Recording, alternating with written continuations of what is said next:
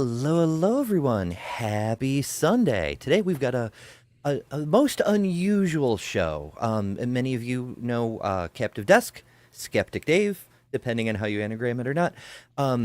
He and I both are big fans of Hugh Ross. Me for the weird astrophysics he gets up to, and Dave because there's aliens and other fun things. So we decided we were gonna jointly tackle this video that Hugh did. It's a really long one, and there's no way in hell we're gonna get through all of it before we hand the show over to Maya at 9:30 Eastern time. As per usual, Bad Science Sunday immediately follows. If you're over on my channel, the stream will automatically redirect you.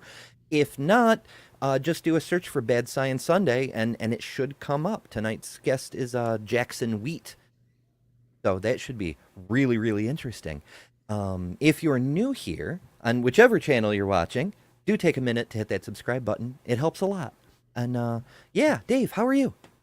I'm doing great. How you doing, Ember? Oh, so right. Well, I mean, except for all the car nonsense, which is an ongoing problem. Yeah, I saw that. Did you get it worked out, or? No, I'm still renting, which is a problem in and of itself, because either I need to pay for large car repairs or I need to pay for a new car, and the renting is diminishing my available funds, but I'm kind of stuck there for the moment, so oof. I hope it works out for you. Yeah. Things always work out, don't worry about it. Something will work out. Yeah, we'll get there. It's not too awful bad, and otherwise things are great. I was at a wedding yesterday, and everybody was lovely. It was Star Wars themed, and yeah, it just wonderful time. So good stuff. All right, well, we do only have yes, to everybody watching on we are on both channels, both my channel and Dave's channel. I didn't have an intro that isn't channel neutral, so I just went with the one I have. I've got Ember's link on my channel, so if you want to come on over here, that's great. Just sharing it around. So yeah, absolutely. It's a good time for everybody. Yeah. All right. Let's bring Hugh up here. Once again, we're watching on YouTube. I usually pre-download the videos and whatnot so I can edit them up and whatever, but in this case there's timestamps built in, and we're definitely going to want to skip around, so that's why we're doing that. I skipped the first section because it's all small talk. How are you? I was a genius at 7 years old, and yada yada yada. And yeah, but we're gonna have to skip around a lot to get some stuff covered. Apparently he takes quite a while to get to the aliens, so we're gonna jump some. Yeah, his short story is he's loved physics and astronomy ever since he was a little boy, and yeah, he tells the story of going to the library, getting a lot of books, and he knew what he wanted to be, and that's what he ended up being. So there he is. Yeah. I should give a little bit of background, I suppose.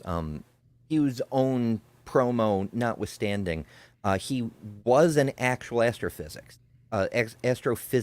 He worked on quasars at Caltech, I believe, for 5 years before he realized apologetics makes a lot more money. So he stopped doing science 40 years ago to found his own apologetics thingamawhatsit, and he's been doing that ever since. So and to his credit, when he does his field, he seems to do it very well.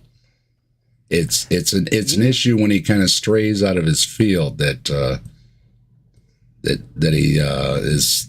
Well, you'll see. But yeah. As far as in his field, though, I mean, when I first came across Hugh Ross, he was talking with the young Earth creationists, and he was saying, "No way, the universe is old. Here's all the evidence." And I was like, "Wow, this guy's pretty moderate." And when he sticks to that, he is, and I will give him that. Yeah, that's something. All right, we've got a bunch of people saying hello. First, I have to acknowledge the great goddess of the skeptic space, Maya Atkinson, sends a super sticker for $5, and I appreciate the hell out of that. It doesn't show on StreamYard, but it says you're number one, and yeah, I thank you. Let's see, we've got Robin Webster. Hello, Robin. Left-handed Jedi, hanging out, being groovy. Good to see you. See now and know over on Dave's channel. Yes, we can see all the channels, and also Twitch and Facebook and wherever the hell else we happen to be. Sydney Raptor is partially there. Yes, you're being shared around. That's what's happening. Oh, and Nee is here. They just let people work on quasars. Absolutely. That sounds dangerous. Michael Bell, hello. Let's see. Anybody else I have missed? I saw Top Tester in the very beginning. Ah, there we are. Top Tester. Hello. I think that's everybody for now. And hello, future people who are joining us in the after viewing. If you would like to catch a live show, I've got another one tentatively scheduled for tomorrow evening. Make sure you ring the bell. You'll get notified when live streams happen, even random ones. We'd love to see you in a live chat. All right, that's enough shilling for the moment. Let's go. The scientific method came out of Reformation theology, where they went through the creation. Record scratch. I need that sound effect. He's already wrong. He just said the scientific method came out of Reformation theology, and that is just about every word in that sentence is not true.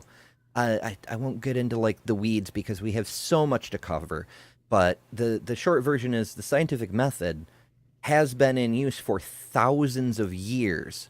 We give Francis Bacon credit for writing it down and formalizing it and like structuring the inductive reasoning methods that are used today, officially combining it with empirical experimentation, so on and so forth. But he was inspired by Galileo, and others before inspired Galileo, and so on and so forth. And also, Bacon did that in the late the early 1600s, whereas the Reformation was after Martin Luther. It's not the same period. It's actually the Enlightenment period, when people started putting religious dogma aside and looking to philosophy and science for things, which is when technology started to take off. So it makes sense. We formalize science, and suddenly science starts advancing. Who could imagine? It's very strange.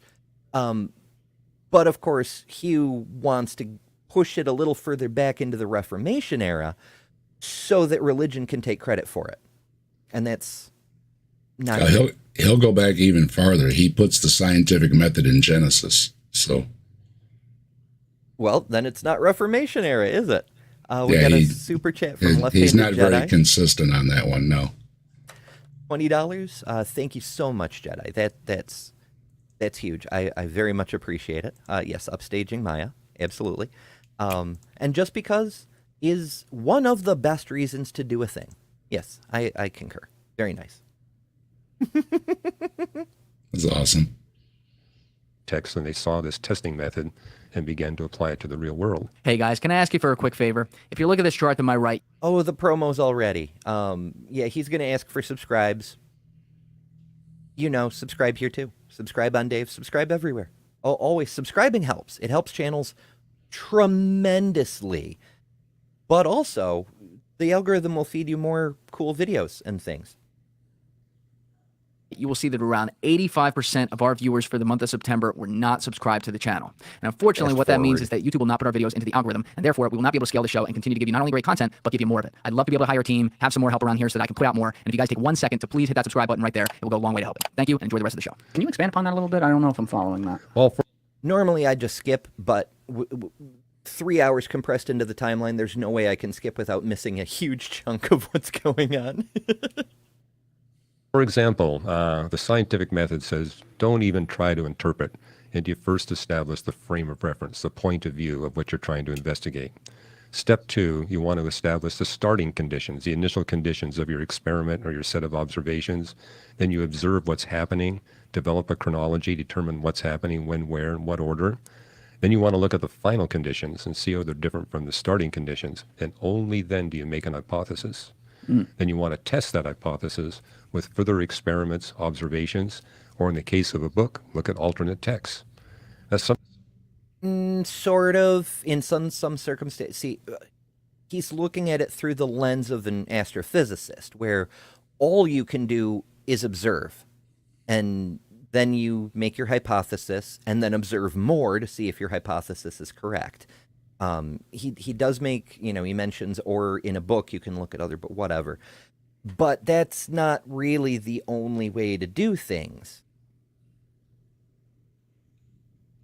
And he's gonna reference back to the Bible a lot because he believes the Bible's the inspired word of God. He just has a special interpretation of how he sees the science in the Bible.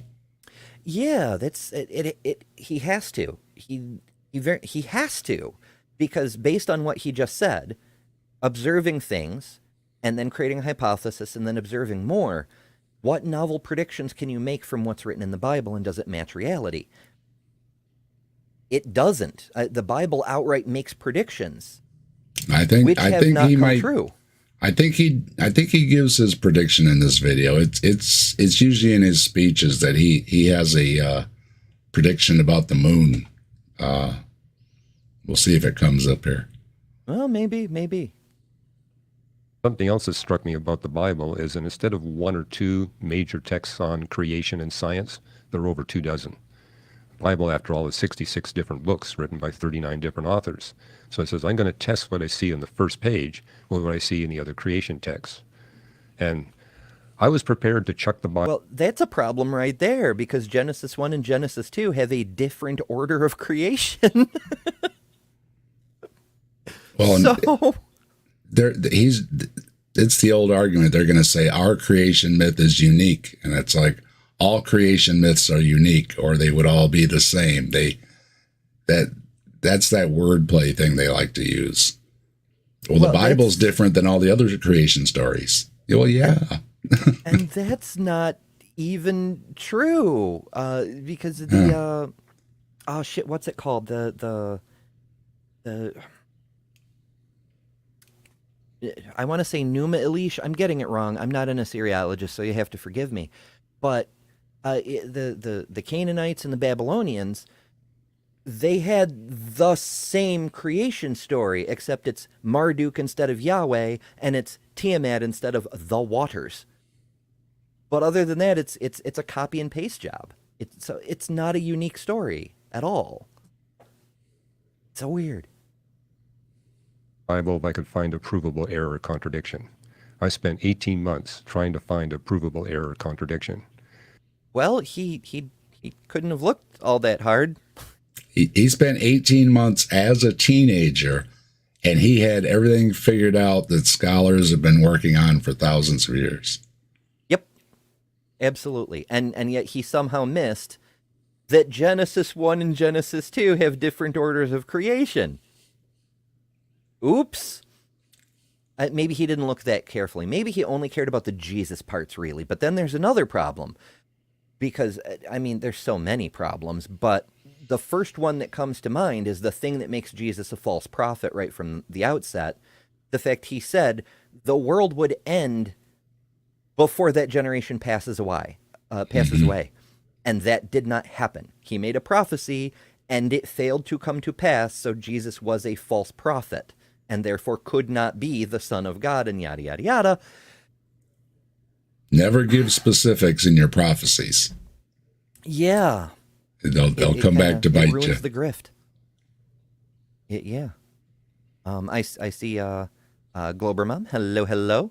And hello, Mom. See Jimmy has dropped by over on Tux, the Captive Desk channel. Yes, I know you sell cars for a living. Did I say something that related to car sales? You were having car troubles. Oh, right.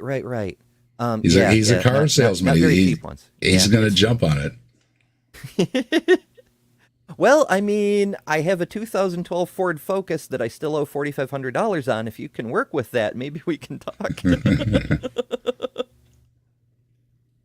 I did find many passages I didn't understand, but after 18 months, I couldn't find a single provable error or contradiction. Not one? Not one on science, history, geography.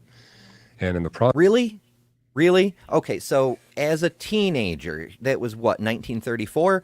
So he wouldn't have access to the modern paleontological information that we know Exodus never happened, because we've looked and the evidence that must be there is not. We know Jericho was abandoned long before the Israelites showed up. There was never a Walls of Jericho thing. But that may be newer than his teenage years. So that information may not have been available when he was looking. So maybe, but still, there's a lot of things from his, like the fact Tyr still exists, has through all of history, or the fact that, like he talks, we know he's an old Earth creationist. He believes in the billions of years. Mm-hmm.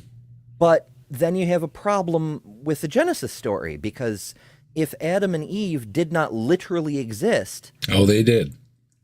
According to Hugh, there was divine intervention. Yep.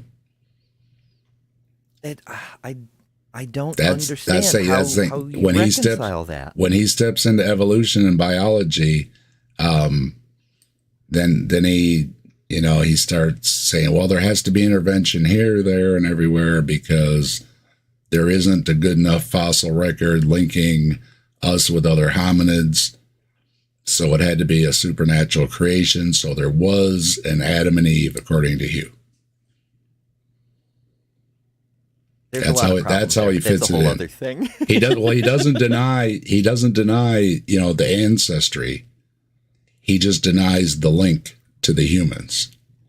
So he'll accept, everything, all the fossils and everything. Everything's just fine, but to actually make that leap to human, and maybe it has to do with a soul or something like that, whatever. That was divine intervention, and that was an Adam and an Eve from that point on.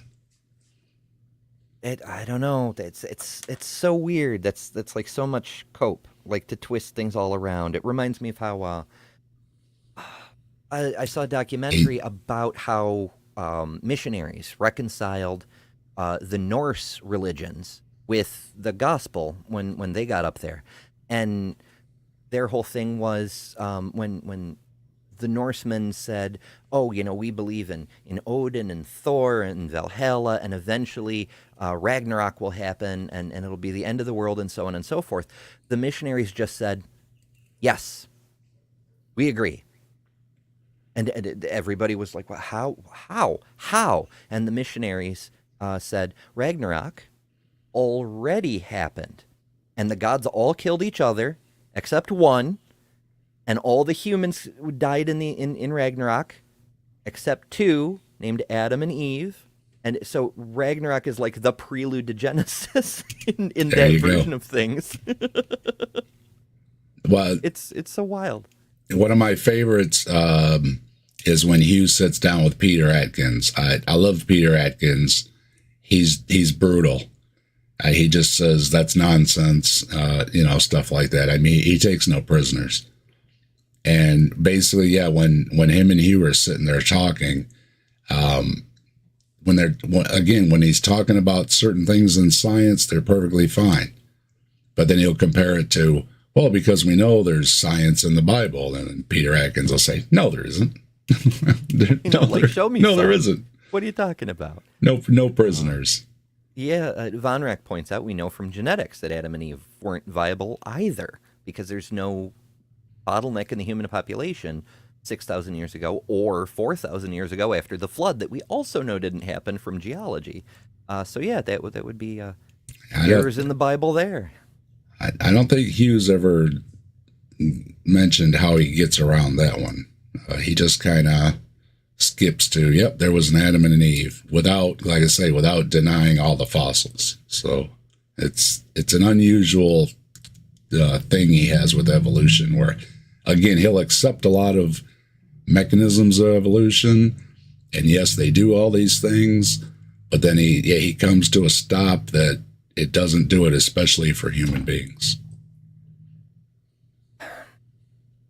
Miracle, hand wave, yada yada. It kind of makes sense. I think if he was a biologist, he would accept evolution, because he seems to accept everything in his field that he understands well. But I think that if he was a biologist, he might be arguing for evolution, because he seems if not on the spectrum, very focused, you know, especially from a young child, reading a lot and learning things. And if he would have picked up biology books instead of astronomy books, maybe he would have turned out a little different in his, how he sees evolution with his religion. Yeah, maybe. Who's to say? Who knows? Process, I found over 100 places where the Bible had accurately predicted a future scientific discovery. Can you give an example of that? Well, I love that. The host is immediately, and this is a Christian host, but he immediately is like, examples, please. He does ask good questions. I'll give it to the interviewer.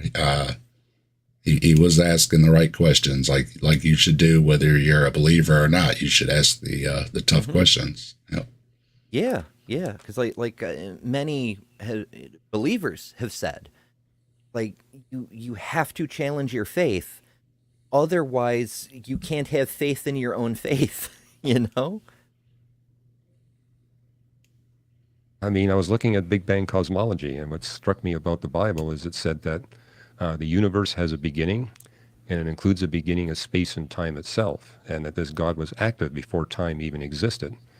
Well, that's an incoherent statement. How do you act before time even existed, since you need time for acting to make sense? But also, that's not a prediction the Bible made. Like, even if you want to say, and the person who discovered what we now call Big Bang Theory, the priest George Lemaitre, when he presented it to the Pope, because he was a Catholic priest as well as a scientist, the Pope said, "Oh, you're talking about Genesis, the Genesis moment, when God said, you know, let there be light," or whatever. And Lemaitre said, "Don't you dare. This is not that." And here's you saying it is, though, you know? And it's still gray, too, because, okay, in the beginning, which a lot of stories begin with some kind of wording to set up the story of the time reference, right? So this is setting up the story. But yeah, once upon a time. Then it goes to, right away, it goes to God is hovering above the waters over the earth and everything. And it's like, well, right there, you're no longer in Big Bang. I mean, there was no waters in the plasma universe or anything. So, yeah, we didn't have water until, well, you know, as most everyone knows, the first atoms that formed out of the Big Bang and the plasma and the super hot dense state and whatnot were hydrogen and a little bit of helium.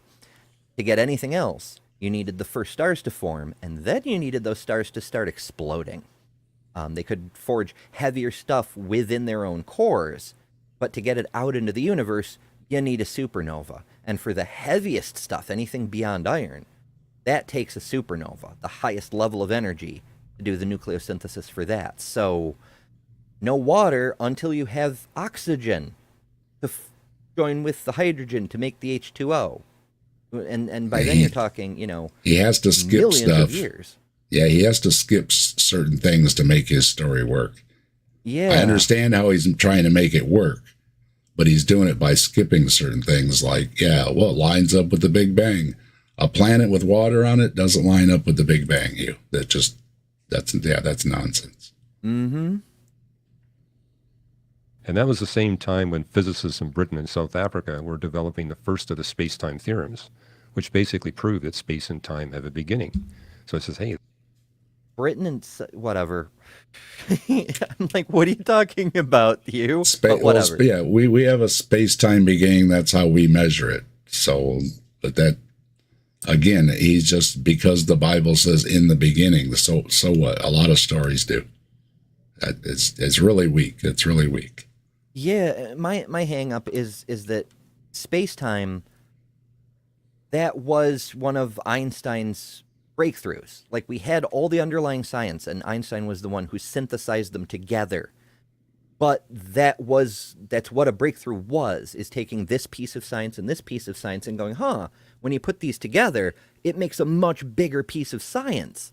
Holy crap, this is cool. And not to mention what stars are day 4, I think, in Genesis. Yes. And Hugh does like a long ages. He's not like Ken Ham with a literal 24 hours. So right there again, he's got a mess there to get the stars and everything when they're not at the beginning of this. They're not day one or anything or in the beginning.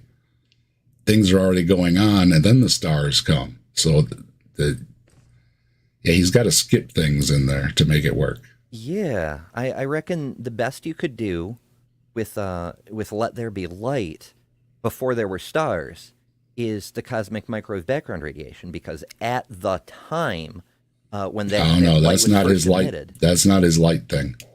no, His light thing is when the atmosphere on Earth thinned enough that we could actually see the stars. That's how he fits in day 4. So the stars were there, but the atmosphere allowed us to see him. Yeah, he's all over the place with his stories. Yeah, that's a lot of. I've watched a lot of Hugh Ross.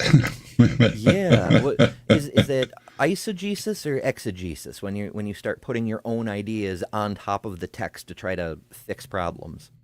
And he's not consistent though. I don't know if it's his age, and he's not as rehearsed as some of the other apologists are, but he seems to not have 2 + 2 in some of these things here. He contradicts himself. Oh boy, yeah, it's well, like Ken Ham, Ken Ham and the Hawaiian shirt guy and all them. They've been doing it so long, they probably do it in their sleep, right? And Hugh's not, he doesn't have that shtick. He's more, and he wants to talk science and everything, so he doesn't have that laid down shtick. So I think that's where he makes his mistakes. Yeah, it could be. It's more, I don't know, whatever.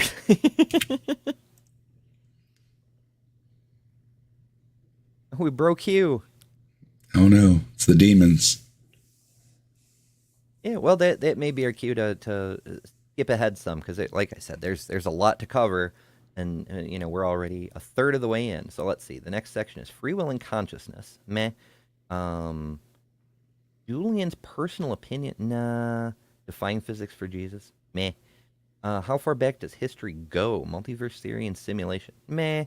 Evolution. Maybe. Verifying Jesus' life. Human story changing. I mean, that's literally what the Bible's all about. Hell, religions, and being right.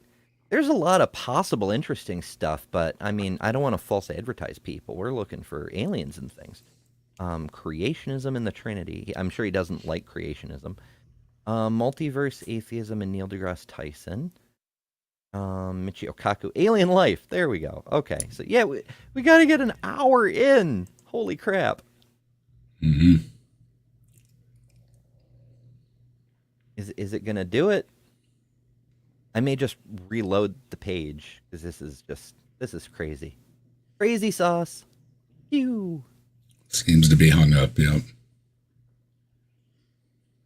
Oh, now he's not talking. All right, there's a lot to unpack there. And I'm glad you bring up Neil deGrasse Tyson, too. Obviously, that's some of those opinions he's had are very famous now. They've been I shown mean, around the that world. was an outtake he did for an interview, but everybody. Okay, I gotta do it again because it isn't You loading argue maybe right. there could be planets with No, damn it. just Big the sun, but literally everything. There you go. Okay, making and our 1 existence hour possible mark. is- There we go. Maybe, hopefully. Good Yes. universe, it's out to kill us. Yes, and one of the things he said before, he had said this when he was on with Joe Rogan, I guess, maybe like a few years ago? Something like that? Yeah. He had talked about how he thinks aliens would be wholly uninterested in us. And actually, Michio Kaku, who I had in recently for a podcast, do you believe in God? Well, I believe in the God of Einstein. He believed in God, but not the God that intervenes in human affairs. It was Well, Einstein was more of a deist by default kind of thing. He was Spinoza's God, for lack of a better explanation, because he just wasn't interested. He's like, show me the math, bitches. But whatever. Yeah, I guess we're cutting back to this Michio Kaku episode. Whatever. the God of order, the God of simplicity and elegance. Einstein was asked the question, did the universe have a choice? Is it unique? So universes, you can create universes in an afternoon, but most what is up with the loading business going on here? This is weird. Well, let's skip ahead a little more and see what happens. What happens if I click this? Show me great evidence. I'm going to be like, well, sorry, James Fox, like, that's just what it is. But I look at this and I go, Why? So that thing, it brings up a window that talks about my local streaming quality, and apparently there was a blip in the local internet strength in my region of the universe, but it was like an hour ago, and we're back to full strength now, so I don't know why there's a problem.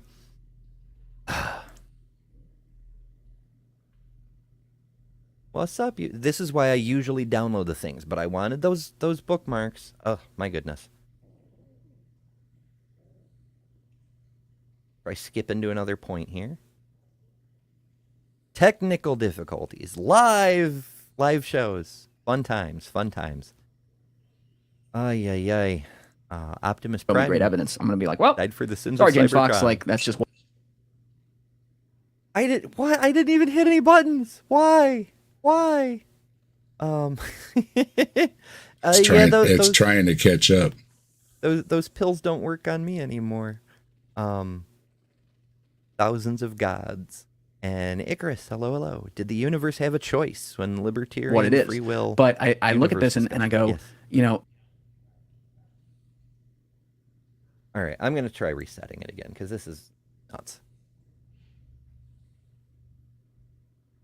Just try keeping it small really like that. So he deserves all the credit. absolutely. I tell Okay. you, I've said that on a bunch of podcasts. He deserves credit for me looking at UFOs and stuff like that. But like, I'm not married to the fact that, oh, it is definite and all this stuff. If someone says like, it's never happened, they've never been here, and they show me great evidence, I'm going to be like, well, sorry, James Fox, like, that's just what it is.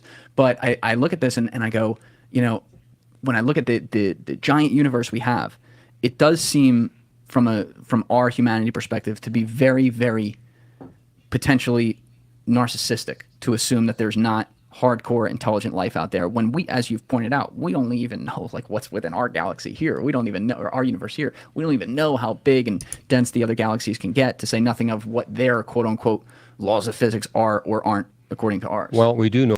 Yeah, he once again he raises a really good point. Like we have the Drake equation, right? Like some of the variables are still variable, but the TLDR is, you know, we have X number of stars in the Milky Way, and assuming the Milky Way is a generally average galaxy, there's X number of galaxies, and around each star are X number of planets, and a certain percentage are going to be in the habitable zone, and yada, yada, yada. You work it all out, and, you know, I've said things about the habitable zone before, but that's a whole other discussion. You end up with the odds of life occurring on other planets is just so stupidly close to 100%. Like, we can't know for sure because some of the variables are still variable, but there is almost definitely life elsewhere in the universe, this huge, gigantic universe. It's just whether interstellar travel for them to reach us or us to reach them is even possible is still up in the air. But there's almost definitely life. And given the sheer number of probable worlds that would have life, intelligent life seems like an inevitability as well. But who knows? Like, we're just not there and like yet. you said, all the variables. I mean, if that rock didn't come along and take out the dinosaurs, the planet still might be ruled by dinosaurs that were very successful, but they're not going to build rocket ships. So, yeah, like there's nothing spacecraft. inevitable about intelligence. It's just a probability thing. Like, you know, the plant evolution tree, if you will. The plants aren't moving towards intelligence. There's no goal in mind for evolution. The plants are super successful the way they are. In a way, we're just kind of the oxygen filters so the plants can continue to breathe that delicious CO2 they love so much, you know? we're hosts for bacteria. That's Yeah. we're just My carrying goodness. the bacteria around.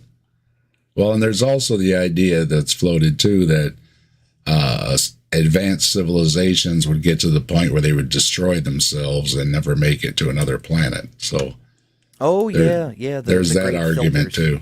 Yeah. Yeah, the possibility that as life begins to get intelligent and they go through their industrial revolution, they make themselves extinct either through climate change or wars or whatever.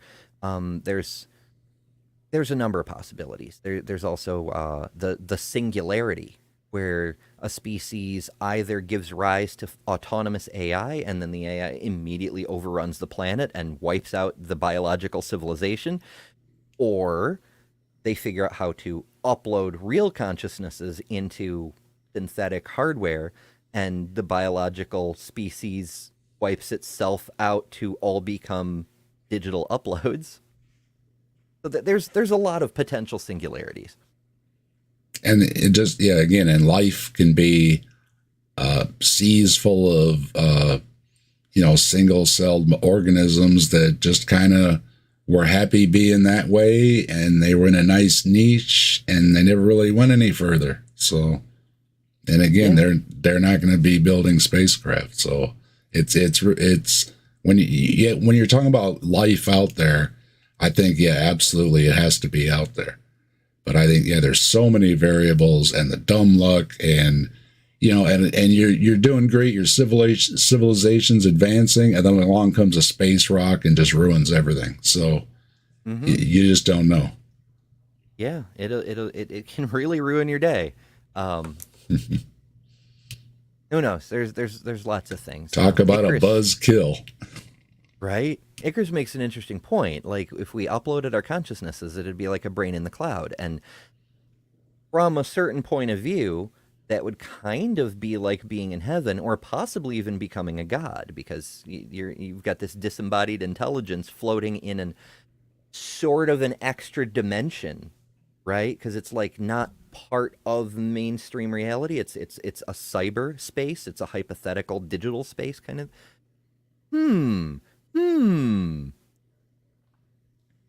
So the laws of physics are pervasive because we've observed them all over the universe. We also know if the laws of physics have ever changed, there'd be no life anytime, anywhere in the universe. So the very fact that we're here is evidence that the laws of physics in the distant universe are the same as they are here.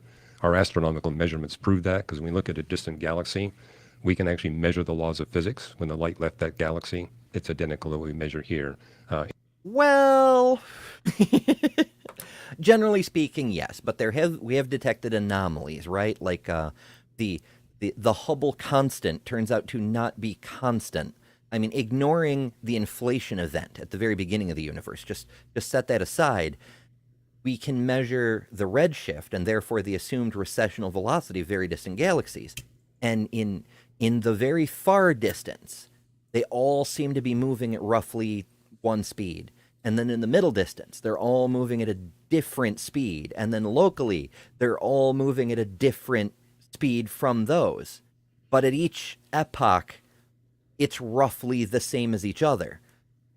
So it seems the Hubble constant has changed. And if one constant can change, then maybe others can. And that's kind of terrifying from a physics perspective, because, like, what if the speed of light isn't actually constant? It's based on, for example, the local energy density of the universe, basically the expression of dark energy in a local region of space, which in turn is what we believe may be affecting the Hubble constant.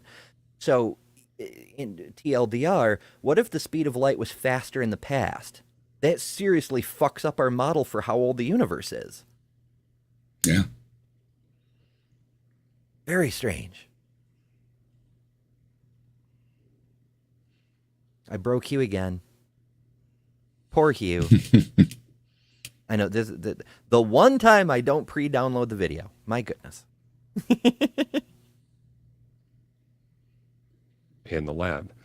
Now, you are right that there could be places we haven't looked, but we've looked in a lot of places. I mean, the Star Wars series, it all begins with a galaxy far, far away. Yes. Well, we've looked at galaxies far, far away. None of them match the Milky Way galaxy in their capacity to sustain advanced life. We seem to be living in the only... We don't know that. Like, what is the quality of the Milky Way he's talking about with regards to the ability to sustain life? Because it's not a galactic property, it's a stellar property. You need a sun-like sun. And there are hundreds of millions of those in the Milky Way alone. they're difficult to see in distant galaxies because our star is not especially bright or, especially huge or any of those things. Many astrophysicists estimate that if you get more than 40 light years away from Sol, you can't even see our sun because it's so not especially bright. So how the fuck do we know? Yeah, I didn't get that one at all. Again, I think he's trying to get back to the unique argument, that somehow we're special where we're at. That's how he has to get to. Because, yeah, he believes, again, we're a special creation on this planet only. So he has to get, that we're special, our galaxy's special, everything has to be special just for us. Yeah, it's a form of geocentrism without actually being the physical center of the universe. It's the same sort of story spinning that he's doing with the Bible, he's trying to do with physics, but it's not justified. Galaxy that's a possible candidate. We're orbiting the only star that we can look at. I mean, my peers have looked at tens of millions of stars, measured their characteristics. Our star, the sun, has exceptionally stable luminosity. I mean, a book I put out last year called Design to the Core actually showed the luminosity stability of the sun compared to the second best star. The second best star is 5 times more unstable than our star, the sun. Doesn't. Okay. So what? Right, like what difference does that make? Because obviously, if you're on a planet around an unstable star, it's probably not favorable for life. Again, at least not advanced life. You would have microbes just hiding underground to survive all the gamma rays and X-rays, all the crazy things going off with some of how these stars are always shooting all kind of things out of them. Yeah, obviously.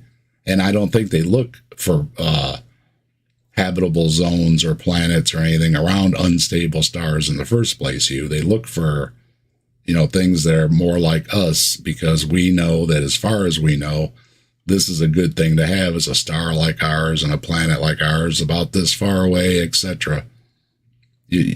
Obviously, yeah, if you've got some crazy binary or neutron or any of these other goofy stars, that's probably not where they're looking for life. I just don't understand where he's going with it. Yeah, I don't know. It is true that our sun is more stable than other stars on average.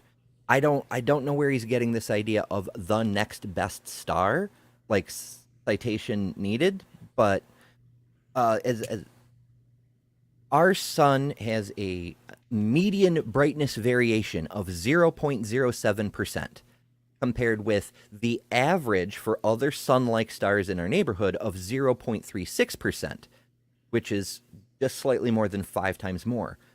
5 times more, but it's 0.36%. We get more variation in sunlight from the difference between the Earth being at perihelion or aphelion. Like, that much variation does not matter. So it's true, our sun is more stable than average, but even any other star in the category, the amount of variation there is does not matter at all. Eliminate the possibility of animals, but certainly would eliminate the possibility of global high-technology human civilization. So we're orbiting, and I tell my friends who are involved in the search for extraterrestrial intelligent life, you're busy looking at these exoplanets. They're hard to measure. Stars are easy to measure. They're bright. We can measure them with significant precision. Don't even bother pointing our radio telescopes at, quote, a planet unless it's orbiting the just right star. So until you got a star that's a candidate, they do. We need to use that telescope. That's right. What we were just saying. They do. They're not looking at, I mean, if something went supernova or something, you figure the planet's toast. You're not looking there. I mean, it's duh. I mean, especially with limited time and resources that they have with these telescopes and everything, right? It's just not like a free for all. These researchers get a small window of time when they get to use it and point where they want and do their testing and everything and their observations, however, whatever telescope they're using. So they're not wasting it just looking here or looking, they have a pretty good idea of what they're looking for, and they're going to zero in and they're going to get that data. And again, duh, Hugh. I mean, you know these things. You've looked at stars and stuff. I mean, if you know what you're looking for, why would you look somewhere where you know you're not going to find what you're looking for? I just don't understand his reasoning. Why point the telescope north if you want to look south? Maybe your view will wrap all the way around and you see. I don't know. It's so wild. Jedi does raise a good point. Most stars are part of a binary pair. Trinaries are more common than single stars, like our sun. So, in that respect, our star is different from most stars, but it's hardly unique in that respect. But as Booba Sweat points out, there's a couple of stars, just two in this comment alone, that are similar to our star. Same kind of cloud, around the same time, etc. But also, you don't necessarily need an Earth-like planet in an Earth-like orbit. Like, we could have different kinds of life. Like, our kind of life, it developed the way that it did. It's the puddle thing, right? Like, we're the puddle, and we just happen to fit the puddle-shaped hole, because that's how puddles work. If the hole were a different shape, we would be a different shape, not because the hole was made for us. It's crazy. But radio waves, as he was saying, the laws of physics appear to be broadly constant across the universe. So whatever kind of life develops, whether it's carbon-based or some other element with a similar chemical properties, whether it's water-based or methane-based or however the fuck it happens, radio waves work the same way. It's still a controllable electromagnetic frequency useful for broadcasting information over long distances at very high speed. Any intelligent species will eventually discover and use it. So it doesn't matter if it's an Earth like Earth. At the right stage of technological development, they will use radio waves. Oof. Scope time for more valuable purposes. Real quick, to all my Discord people out there, the Julian Dory Discord is officially live. I put the link down in the... This dude has so many ads. He does. My goodness. Cool kids join the Discord. More power to him if, He seems to get a lot of guests on and everything, so I'll give him credit for his channel and everything. So, yeah, maybe that's a thing I should do more of, because, he is much bigger than all of us. Yep. Oh my goodness. He's doing something right. And yeah. Reach out to Hugh. You never know. He's been on a lot of channels. It's true. He might come on. I don't know. I could have him on and get his opinion about trans people, because it's not. I don't know if he really tonight's discussion, but I don't think I've really heard him discuss that really. Yeah. I don't know if he touches on social issues. It's almost like grifting is lucrative. Weird. Yeah, he may avoid those like a 10-foot pole, because why alienate half your audience if you don't have to? But if he cares about being a Christian, if he cares about being compassionate about other people, then maybe we could find common ground on that. I don't know.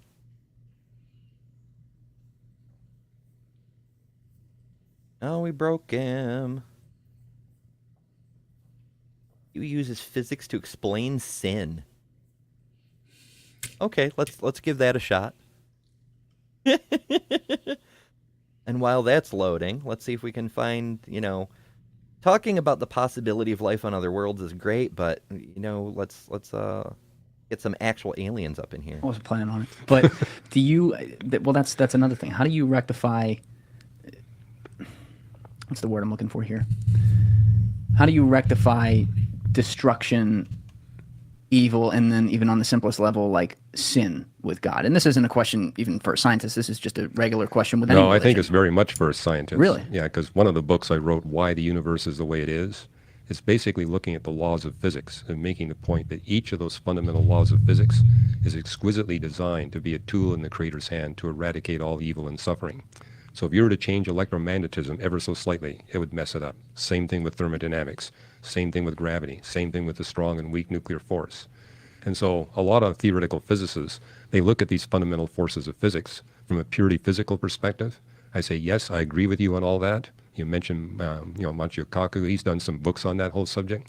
So there's another thing you've overlooked. It has a spiritual purpose, not just a physical purpose, but Cool. How do you demonstrate that? How do you know what that is? How do you examine it? How do you test for it? Mr. Scientist, how do you create a prediction that you can test and observe results? How does any of that work? How do you know you're correct about that? But that thing he said at the beginning, that the purpose is to eradicate evil, like, he designed the system and it's his perfect plan, according to Hugh's theology. So he's the one who put evil in the system in the first place. What's up? I don't know. I think he gets to it maybe where it all then, when revelation comes and the end comes and everything, then we're not going to need the laws of physics anymore. It's just going to be, supernatural land or whatever. So for some reason, God has to use the laws of physics now on the natural world, even though someday he's just going to go poof and it's going to be a great supernatural world where you don't have to worry about wrinkles because there won't be no gravity. What's he waiting for anyway? Yeah. You know what I mean? They keep promising this, this great, and I'm all for it, Everybody's all happy and loving and food growing out of the trees and everybody can just eat and the weather's great and no natural disasters and I guess you just float around with no gravity and sounds great. But what is God waiting for? What is the sadistic purpose of all these years of putting this off when supposedly this is exactly what God wants, is for everybody to come and commune with him, right? And well, let's get on with it, right? Come on. I don't know. I've yet to hear a good answer about that one.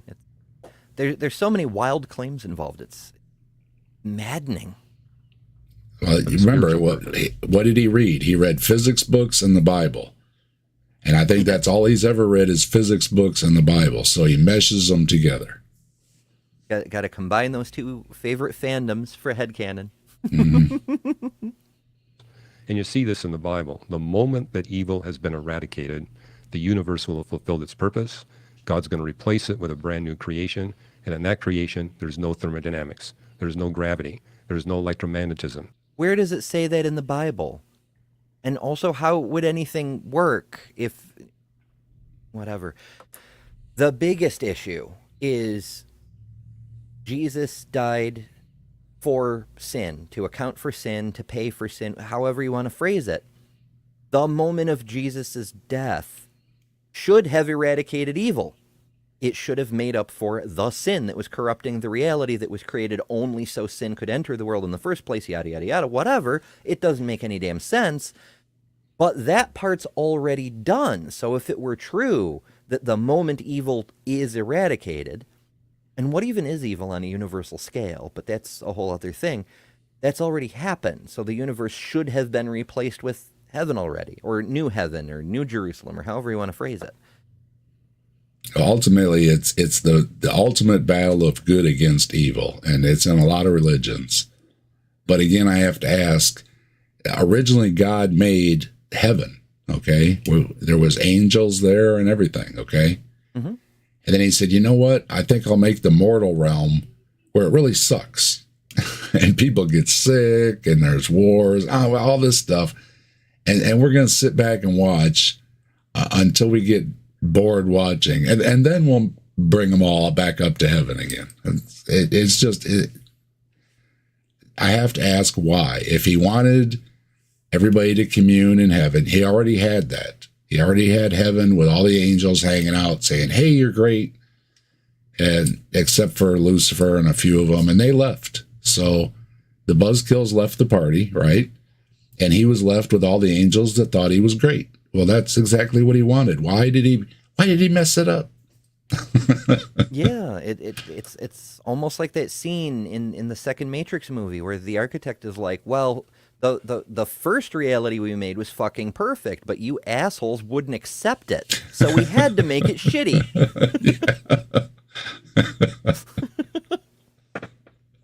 None of those forces of physics are necessary anymore because evil will no longer be a factor. Do you think that that is a... Do you think that that could be like God's home is a place on a galaxy far, far away? Or is it a thing that operates, I don't know if this is the right word here, but existentially outside of... Yeah, I think he created the reality of the universe to be a home for us. It's not his home, it's our home. And he's put us in the universe, and he's working out the eradication of evil and suffering. And when that He's all-powerful, and this is his plan, but he needs time to work out the eradication of evil that he introduced. And he needs us when he's And already he got needs an our army. money. Yeah, he's already got an army of angels that have superpowers, not equivalent to God, but angels do have these superpowers. So, but we have to do it all. Mm-hmm. And it's like, well, that's kind of like what the atheists say, right? We have to do it all. So, I mean, I don't see, to me, again, I don't see what good God is doing at all if we have to do it anyways. So let's do it, people, and we'll take care of things just fine. Meanwhile, Jester Lord of Fools is eradicating some evil in the universe by sending a $5 super chat. I appreciate that so much. Jester says, so we have to learn an entirely new system in the afterlife. Non-exist me, please. I barely understand the current Dungeon Master Guide. I know, 5th edition is fucking wild. Hell uses Thaco. Oh my goodness. Oh, Hugh, don't be stuck. Don't be stuck in the 11 extra dimensional spaces. Come back to us, Hugh. We need to hold a seance. I know you already did a seance stream, but like, we need a seance to bring Hugh back to us. All hail Bigfoot. Yeah. Oh my goodness. It's all gone white. We've erased the universe. We're gonna have to replace it with a new Jerusalem or something. Oh my goodness. All right, we're at an hour 8. Let's refresh him again. See if that helps. Is it a thing that operates, I don't know if this is the right word here, but existentially outside of... Yeah, I think he the created the reality of the universe to be a home for us. It's not his home, it's our home. And he's put us in the universe, and he's working out the eradication of evil and suffering. And when that happens, the universe will have fulfilled its purpose. As he spoke it into existence, he'll speak it out of existence. And he's promised that we'll have an opportunity to go to a far, far better place. I mean, the last 2 chapters of the Bible talk about the new creation. And boy, it sure sounds wonderful. Yeah, no doubt about that. I mean, I don't think there's, when we have these arguments, especially when you look at like some of the ones you've been referring to that you've taken part in where it's like a believer versus an atheist, I almost get disappointed in how some of those go because it turns into a fight over I'm right and you're right, or I'm right or you're wrong. That stuff we want to talk about. Let's jump So ahead, I shall will we? leave that there because you keep on creating an open loop and I keep going down it. But we had hinted at the beginning, you looking at, and it's come up in some of the conversations, you looking at the concepts of like the size of the universe and extraterrestrial life and how that could equate with even some of the things you believe in the Bible. I know one of the things you have said on camera earlier in the conversation had to do with the fact that the Bible said that, Jesus was sent here one place, one time, one man, something like that, for all. So the for all could signify that there's other species that exist in other places. But to start it off like a... Now that would be really cool if aliens did show up and they landed and they just immediately started saying praise Jesus. Like if aliens had the same religion, or any religion really, if they were talking about the Prophet Muhammad, they were on their pilgrimage to Mecca. That's like, a buzzkill. I mean, it would go a long way to convincing people. Mr. Spock gets off and yeah. Take me to your leader, the praise Pope. Jesus. Wild shit. But the problem there is that we don't even see that happen on our own planet. Like, we have never had any missionary from any religion go to a new place and discover the local people and find them already believing any known religion. Like, everybody's got their own ideas. I think if that did happen, like, the conquistadors come to the Western Hemisphere, and they go through the Caribbean, and they destroy the remnant Maya civilization, and they knock down the Mexica cult in the Aztec Empire, and then finally they come to, say, the Hopi in the Grand Canyon area, and they're talking about Mithras. Holy shit, that would be wild, but it's never fucking happened. And ultimately, even if it's 2.5 billion Christians, whatever the current number is, it's still a minority. Most of the world, there's a lot of religions. So yeah, you have to combine all the various flavors of Christianity together.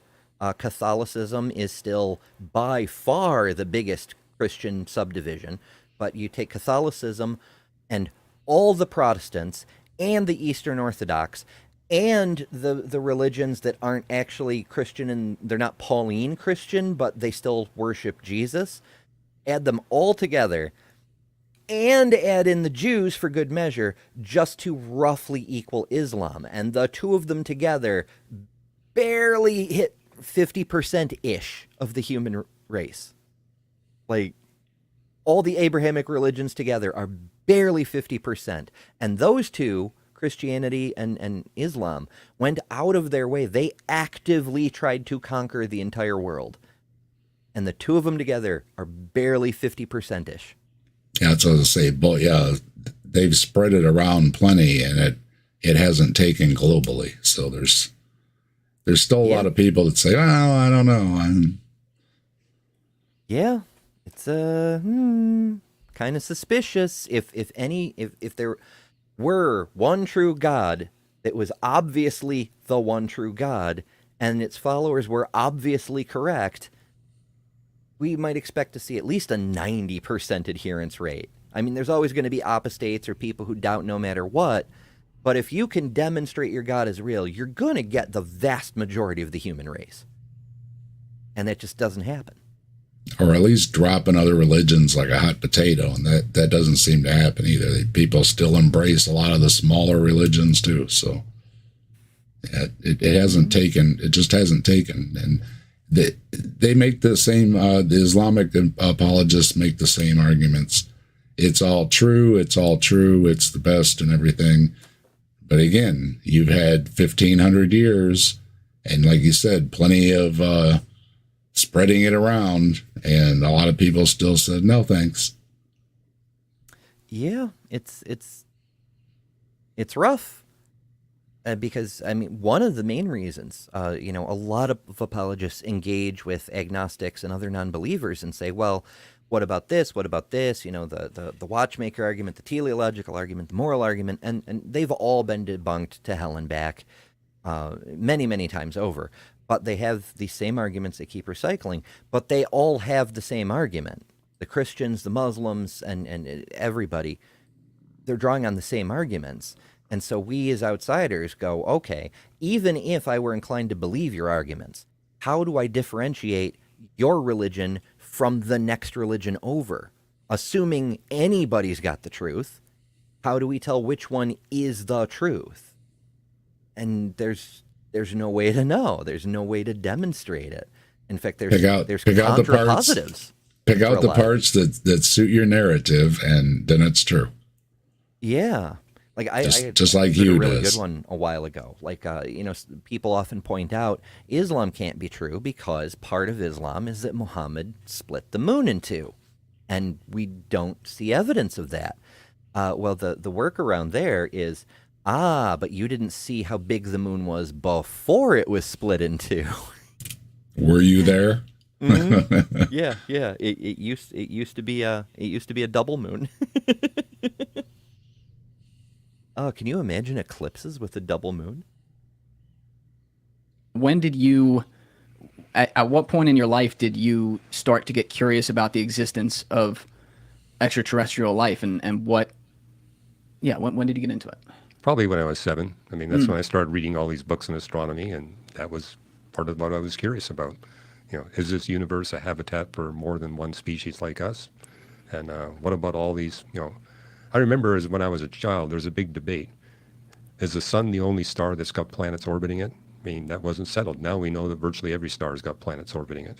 So then the question is, well, how many planets do we have that are just like our planets? I remember when the first planets were being discovered outside of our solar system.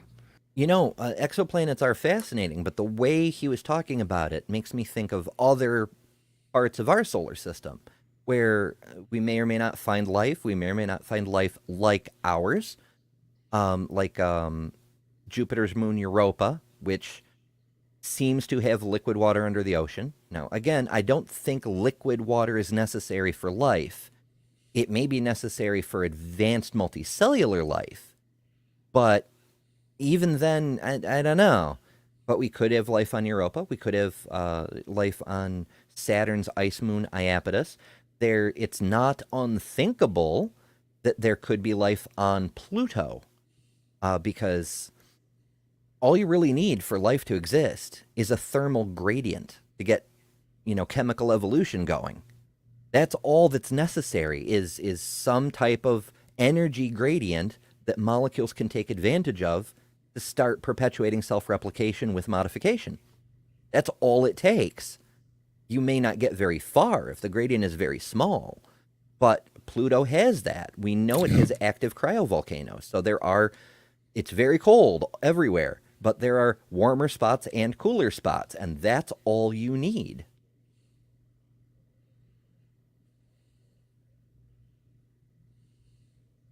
Oh, we kid. Come on, Hugh. You can do it. You can That do was it. 1995. And they were saying, we're going to find hundreds of planets just like the planets in our solar system, and many just like planet Earth. Well, here we are in 2023. We have discovered over 5,000 planets outside of our solar system. Not a single one is like any of the planets in our solar system. Well, that's not true. I mean, No, none are that's- identical, but, we found super Earths. We found regular-sized Earth-like worlds. We found so many Jupiters, both the hot and cold kind. There's planets resemble our planets, but also we aren't just seeing the planets anymore. This was recorded in 2023, so Hugh should be aware of the fact that many telescopes are capable of detecting the chemical signatures of molecules within the atmospheres of these planets. When they cross in front of a star, a little bit of the light goes through the atmosphere of the planet, and the absorption lines that are left in that spectrum show us what chemicals are present in that atmosphere. And that's chemistry. It's the same, no matter how far away, no matter how distant the light. And so we've seen planets that have chemical traces that may be indicative of life, like methane.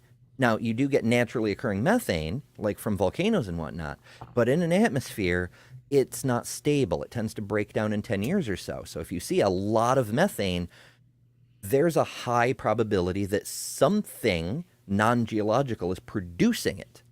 That's one of the reasons we want to go look on Titan, because it has liquid methane lakes and rivers and things. Maybe it's biological, maybe not, but it's a possibility. But there's other things. There's a really long chemical name that I can't think of off the top of my head, but the only time we've ever detected that particular chemical trace is the result of biological action. It has to be biological action as far as we can determine. And we found that chemical in the atmosphere of Earth-like exoplanets orbiting sun-like suns in a roughly Earth-like orbit. So what he was talking about is just not true. Now, he may not have kept up with the literature because he's too busy apologizing, excusegeticsing, to be doing the science. But that doesn't change the fact that it is not true that we have not found marks of life on other worlds that are similar to ours. And that is freaking amazing, too, that we can detect things, from a planet around some distant star, how many light years away. That's just amazing. Just amazing. Native Atheist makes a fun point. NDT said that most life on Earth doesn't have a face. And yeah, that's trippy as hell when you think about it.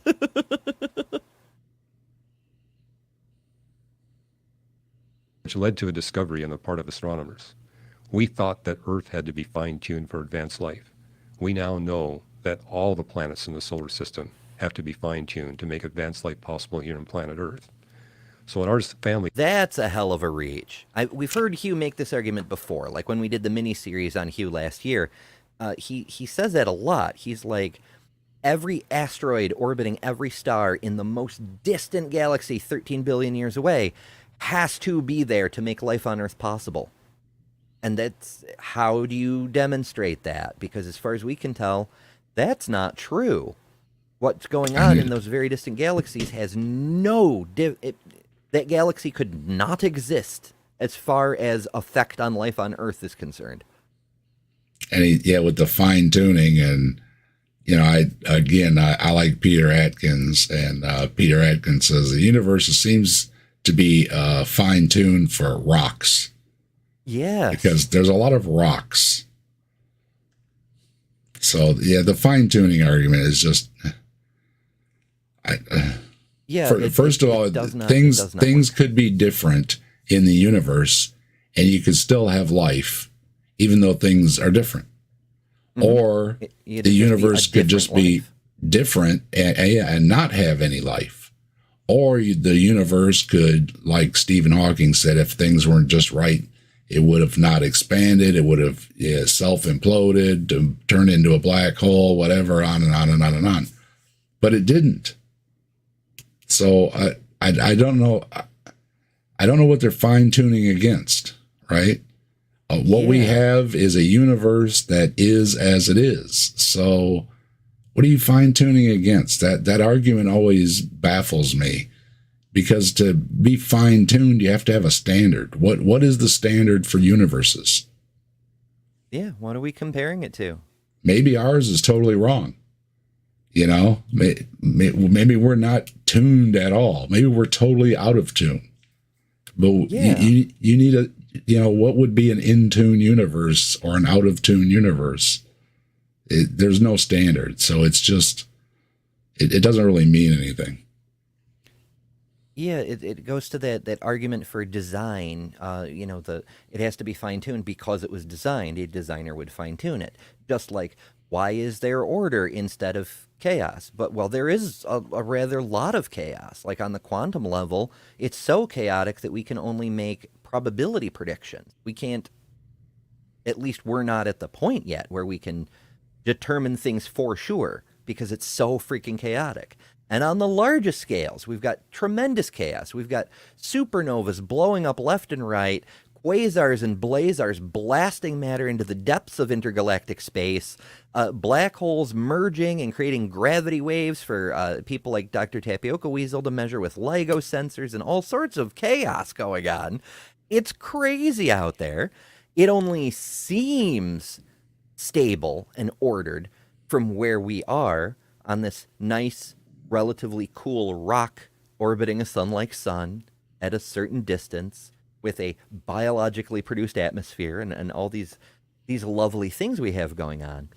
But as Kim Stanley Robinson put it in Green Mars, what we perceive as order in the universe isn't really order. It's the difference between the maximum possible entropy and the observed actual entropy. That gap looks like order, but it's just statistics. Well, and he's going to use a theistic argument of top down and not bottom up. So it has to be fine tuned because it's top down. You know, the circular arguments. It's turtles all the way down. Oh my goodness. Well, and the same, with evolution that he doesn't like. We thank God for Neptune. All the species that went extinct, that was all part of the plan to have how many species, handmade in God's lab to be put on the earth just to go extinct, because it's all part of the plan. Otherwise, you can't have humans. I mean, isn't it obvious? Why, yeah, but why not turtles? I mean, turtles might do a better job. It's hard to say. According to the lobsterist, turtles are evil. So you'll have to talk to Deconverted Man about that. Oh, okay. We'll have to catch up with him sometime. I haven't seen him around these parts, so I may have to go find him on other people's channels. We thank God for Uranus. We thank God for Venus and Mars, all the planets, because every one of them has to be exactly the way they are in order for us to have Thanksgiving dinner. And even the asteroid and comet belts. We now see asteroid and comet belts around other stars. They fall into two categories. Stars that have asteroid and comet belts 1,000 times bigger than ours, and those that have no asteroid and comets at all. You want to... That's not true. I mean, we have discovered systems with both types of things, but that's not all there is to say all one or all the other. And also a qualifier on that, as Hugh mentioned, detecting exoplanets is really hard. Detecting asteroid belts, it's luck when we find one. So we can't say that there's systems that do not have them, just that we have not seen them in those systems yet. It's a bit of a difference. Odds are there's a lot of rocks there too. Yeah, I dare say. Jester Lord of Fools sends a $2 super chat. Thank you so much. And says, what gender are the turtles? It depends on the turtle. Most terrestrial turtles don't strictly have a gender because it requires a sense of self, sapience, if you will. But cosmic space turtles are whatever the fuck they want to be. I had a turtle and I tried to sex it and I couldn't figure it out. So, I mean, some of these species just got to get it together, all right? You got junk or not? So we just called it Turtle Dude. What gender it was, we have no idea. But we had it for like 20 years, so we like to think that it was a happy turtle. It lived its average lifespan, so. Hell yeah. But yeah, if you ever try to sex a turtle, then you better know what you're doing. Where's Bree at? Bree might be able to do it. I don't know. I couldn't figure it out. I'm looking at the pictures and I'm looking at the turtle and I'm like, yeah, Bree probably knows. Booba Sweat makes a good point. We didn't even know about asteroid belts in our own solar system until 1801, because asteroids are fucking tiny. My goodness. And so spread apart. Starsong says, we are tuned for our environment, and it's not even the best for our environment. Evolution produces the good enough, not necessarily the best. And yeah, I mean, humans are especially badly tuned for our environment. Like, most of us live in places where we could not live if we didn't build artificial caves like the one that I'm in right now. I can survive outdoors for a time, but eventually, winter happens or summer happens and I bake or whatever, I'll die to the elements. I need my artificial cave to retreat into, Which turtles, Great Atoon or the ninja guys? I go with Great Atoon, but that's, just personal preference. That's why we had a turtle, because my older boy was into Ninja Turtles, and so we had the turtle, and yeah, that's how it got started. Oh, unrelated plug for a different project. We're 1 month away from the Comic-Con I run up in Watertown, New York, and we've got one of our guests is Scott, who did the voice of Baxter Stockman in the Ninja Turtles cartoon. He's with a group that's kind of like they're doing new Ninja Turtles shows, but they're audio shows on YouTube. And yeah, the whole group will be there, and it's nifty. So if you're anywhere near Watertown, yeah, stop by. Bossa Nova. Yeah, there's so much I could go on and on. It's a whole show to talk about all the cool stuff we've got coming, but that one's relevant to what we were just saying. So, you know. Advanced life, you need 5 asteroid and comet belts just like the 5 here in our solar system. We see them nowhere else. And so it's like, we got a lot of reasons to thank God, not just our... This is like a fancier equivalent of the P-Town argument. Like, we do know that for life to exist on Earth the way it exists on Earth, we need a big giant moon. Because you need to keep active geological crust, to keep the volcanoes going, to get the outgassing, to yada, yada, yada, to keep water up on the surface, to give the raw materials for the plants to digest. And there's so much. The way our magnetic field is the way it is probably has something to do with the moon. The tidal effect probably has something to do with the evolution of life to come out of the ocean and up onto land because of the tides creating that sometimes wet, sometimes dry effect you get in the tidal zones.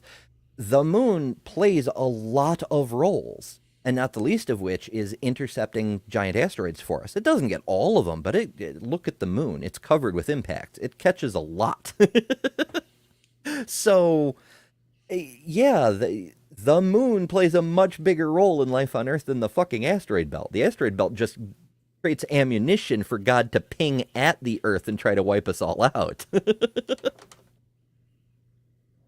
So it's just a weird argument to me when there's a much bigger, much more obvious contributing factor.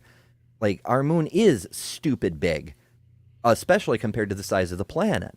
The only other planetary pair in our system that's remotely close is Pluto and Charon. One or both could well be comets, captured or whatever else, and they're tidally locked to each other. And it's just... it's such an obvious thing to point to, but he's avoiding it for some strange reason.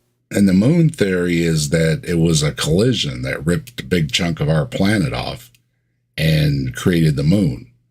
So then again, that was part of the plan, was God made the Earth, but there wasn't a moon, but it needed a moon.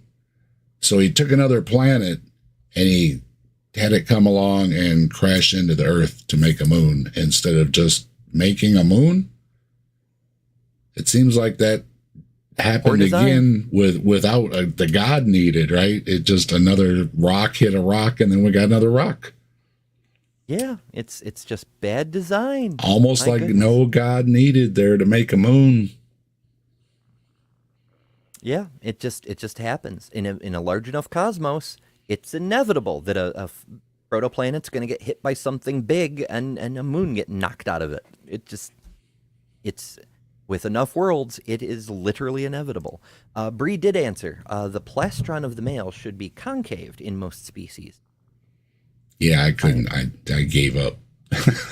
and in females, the plastron, the lower shell, will be flat. Well, the one of the biggest tips was supposedly the male had like more curly claws so he could hold on. But I couldn't tell the difference in that either. I mean, some things you just got. We had a rabbit too. You ever try to sex a rabbit? That's not easy to do either. I failed at that. We had rabbits when I grew up on a farm, as most longtime viewers know. And we put 2 boy bunnies with each other. They weren't both boys. And then we had lots of little bunnies. You're pointing at them. What are you doing wrong in there? And they were like, hey, man. Yeah, you know. It's fine. Oh, goodness. Yeah, all right. Their stuff is very tiny. It's you almost have to know what you're doing to do it by feel. You can't even really tell looking at it. Yeah, I mean they rarely use it. Well, we've got just a couple of minutes left. Let's see if we can get to some actual UFO evidence before we wrap here and hand over to Maya. And once again, for those of you joining us late, if you're watching on my channel, the stream will automatically take you over to Bad Science Sunday on Maya's, which is one of the most greatest things ever in the universe. If you're watching on Captive Desk, you probably know who Maya is. You probably know who Maya is if you're watching on my channel. We got you covered. But if you need to, just type in Bad Science Sunday into the search bar, and it should come up. So, yeah, good stuff. All right. We've got a couple of minutes. Let's see if we can get to something good here. Maybe. Maybe. just our sun, but literally everything plays a role in making our existence possible in this universe.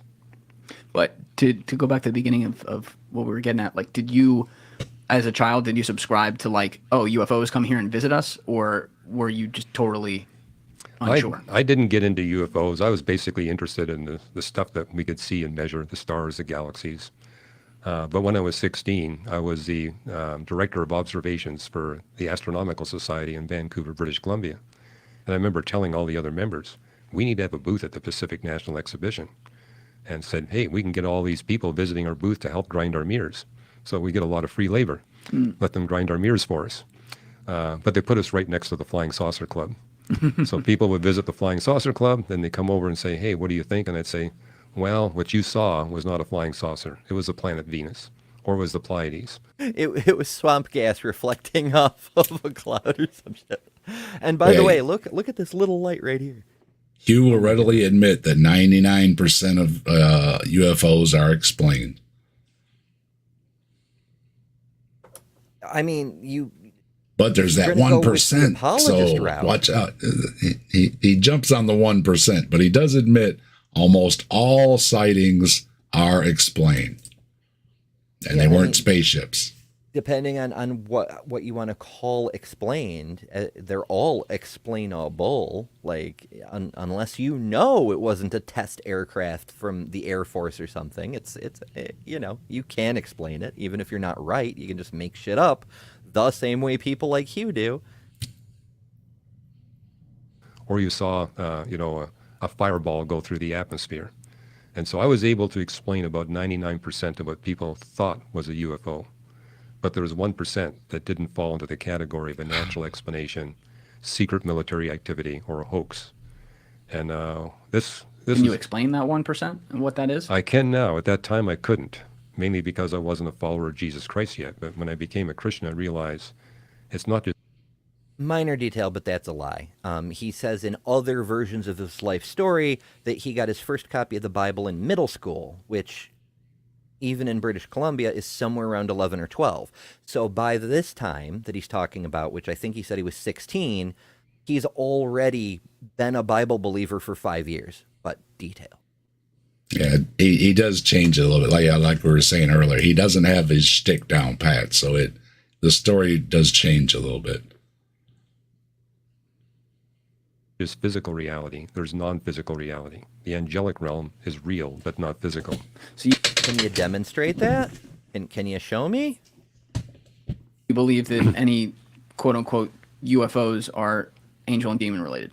Well, what I first discovered is these UFO phenomena, the 1%, not the 99%, they clearly violate the laws of physics. They're observed going through the atmosphere at thousands of miles per hour, yet there's no sonic boom. There's no heat friction trail behind the, quote, craft. And there's 2,000 cases where they're documented as they're crashing into the Earth. You go to the crash site, you see a shallow crater. If there's snow, the snow is melted. If there's vegetation, the vegetation is damaged. As one would get with a crater. Like he was just talking about things burning up in the atmosphere, like asteroids, like shooting stars, which are asteroids, not actual stars, like the Bible says.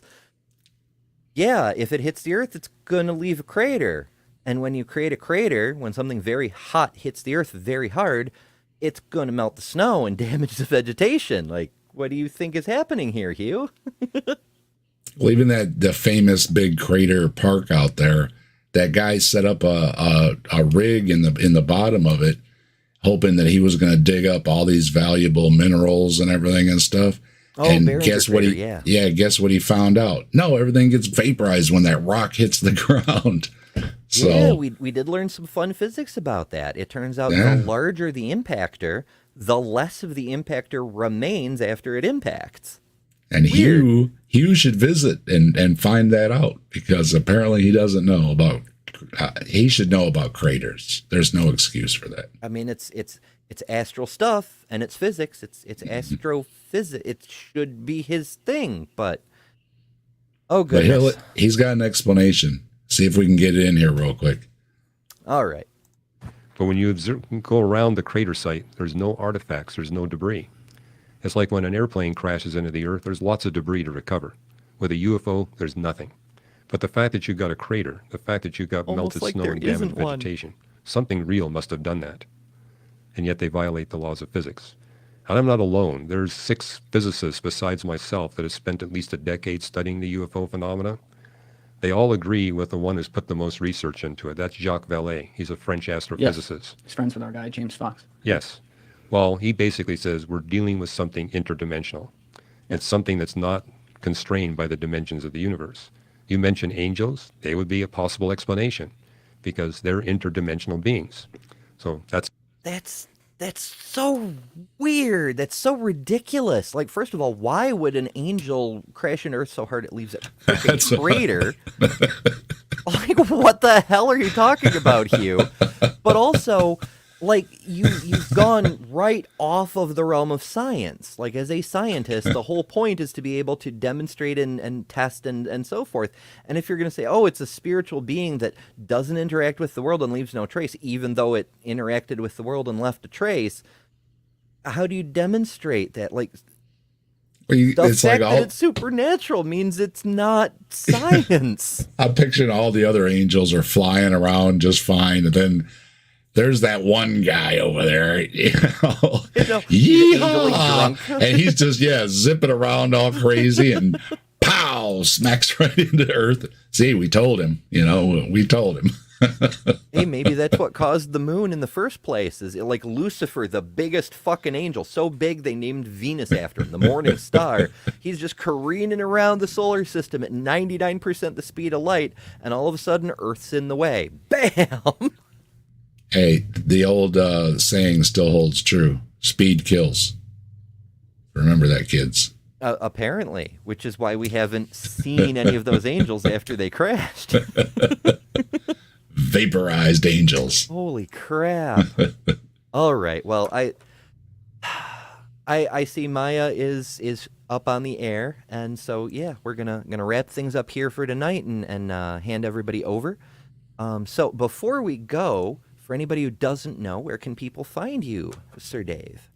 Find me at Captive Desk, and I'm pretty sure I'm the only one.